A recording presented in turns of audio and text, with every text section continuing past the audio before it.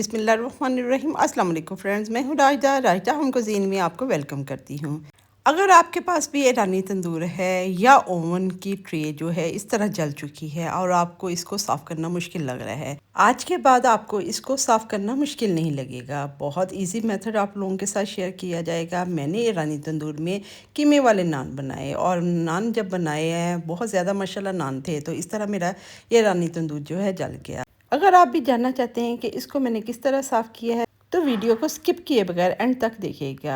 अल्लाह के बबरकत पाक नाम के साथ मैं अपनी वीडियो का आगाज़ करती हूँ। बिस्मिल्लाहिर्रहमानिर्रहीम। मैंने किचन की एक साफ़ी ले ली है और इसके साथ ये जितना इसमें कचरा था वो सारा मैंने निकाल लिया है और इसको तंदूर को प्री हीट होने के लिए रख दिया है। पीछे से मैंने स्विच ऑन कर दिया है। अब इसके ऊपर मैंने बर्तन धोने वाला लिक्विड सोप जो है 1 टीस्पून वो डाल दिया है और इसके ऊपर मैंने पानी आम रूम टेम्परेचर पे जो पानी है वो मैंने इसमें डाल दिया है और इसके अंदर भी इसी तरह मैंने लिक्विड सोप डाला है और पानी डाल दिया है, अंदर की तरफ भी और बाहर भी। और ये पानी में से आपको धुएं नज़र आ रहे होंगे, ये इसलिए कि ये तंदूर जो है प्री हीट किया हुआ है, यानी कि इसको थोड़ी देर के लिए 2-3 मिनट मैंने चला के अब इस टाइम पे मैंने स्विच इसका निकाल दिया हुआ है। इस टाइम पे जब भी आपने पानी डालना है और इस तरह लिक्विड सोप डालना है, आपका तंदूर जो है ऑन नहीं होना चाहिए। इसको मैंने स्विच जो है इसका निकाल दिया है और इसके ऊपर मैंने थोड़ा सा सिरका डाल दिया था और ये मीठा सोडा डाल रही हूँ। अब ये मैंने मीठा सोडा भी डाल दिया है, वाइट विनेगर भी डाल दिया, लिक्विड सोप भी और गर्म पानी भी थोड़ा सा डाल दिया है। चूँकि ये तंदूर जो है गर्म था, पानी जो है वो ड्राई होना शुरू हो गया है।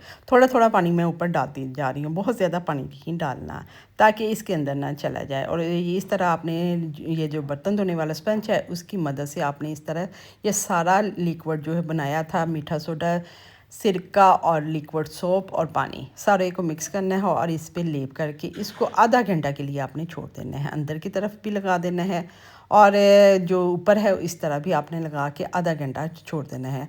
अभी आपको इसको रगड़ने की ज़रूरत नहीं है, बस आपने हल्के हल्के हाथों से इस तरह सारी तरफ कोट कर देना है। इंसान तजुर्बा से ही कुछ सीखता है। ये फ़र्स्ट टाइम मैंने इसमें नान बनाए थे और बहुत सारे माशाल्लाह बनाने पड़े, क्योंकि कुछ लोगों को हमें हदिया भी करना होता है और बच्चों के मेहमान भी थे, इसलिए मुझे काफ़ी सारे बनाने पड़े। जब मैंने आधा घंटा इसको छोड़ दिया था, दरमियान में मैंने इसमें पानी का छिंटा लगा दिया था क्योंकि पानी ड्राई हो गया था। आधे घंटे के बाद इस तरह मैंने स्पंज लिया है और स्पंज की मदद से फिर दोबारा हल्के हाथों से मैंने इसको फैलाया और अंदर की तरफ से मैं इस तरह इसको साफ़ करना शुरू कर दिया है। आपने हल्के हाथों से इसको रगड़ना है। मैं इसको साफ़ कर रही थी, एक कॉल आ गई और कॉल अटेंड करने के लिए मैं ज़रा सा बैठी हूँ तो मेरी हेल्पर जो है उसने इसको साफ़ करना शुरू कर दिया। उसको ये था कि बाजी ने ये लगा दिया है तो अब इसको मैं रगड़ लूँ। उसने तारें ली और इसको थोड़ा सा रगड़ना शुरू कर दिया। अभी उसने शुरू ही किया था तो मेरी नज़र उस पर पड़ गई और उसको मैंने रोक दिया। उस बेचारी ने तो मेरी मदद करने की कोशिश की कि बाजी ने कर दिया है और बाजी थक जाएगी, बीमार हो जाएगी, इसलिए ये देखें थोड़ा सा आपको रगड़ा हुआ नज़र आ रहा है। शुक्र है जल्दी ही पकड़ लिया, क्योंकि नॉन स्टिक बर्तनों में सिल्वर तारें जो हैं वो नहीं लगाई जाती, उनसे नहीं रगड़ा जाता, बहुत हल्के हाथों से इनको साफ़ किया जाता है। लेकिन इस तरह अगर आपका फ्राई पैन वगैरह कोई बर्तन इस तरह नॉन स्टिक का जल जाए तो आपने भी इस तरह ये तीनों चारों चीज़ें डाल के इसको थोड़ी देर के लिए गर्म पानी लगा के रख देना है तो आपका ये साफ़ हो जाएगा। अब इसमें हल्के हल्के डॉट से नज़र आ रहे हैं तो मैंने क्या किया है, मैंने चम्मच लिया है, छुरी नहीं ली। छुरी से करती तो ये सारा रगड़ा जाता है, इसलिए चम्मच को मैंने हल्के हाथों से किया है और हल्का हल्के जो डॉट्स रह गए थे उनको मैंने इस तरह हल्के हाथों से खुरचा है। ये जो हल्का हल्का आपको खुरचा हुआ नज़र आ रहा है ये मेरी हेल्पर की गफलत की वजह से हो गया। बेचारी ने भलाई करने की कोशिश की लेकिन मैंने फिर उसको कुछ नहीं कहा, क्योंकि उसने तो मेरा एहसास ही किया। और इस तरह ये सारा मैंने अंदर से साफ़ कर लिया है। स्पंज को साफ़ पानी से धोती जा रही हैं और इस तरह मैंने ये देखें तंदूर अंदर से भी बिल्कुल साफ़ हो गया है, ऊपर से भी साफ़ हो गया है।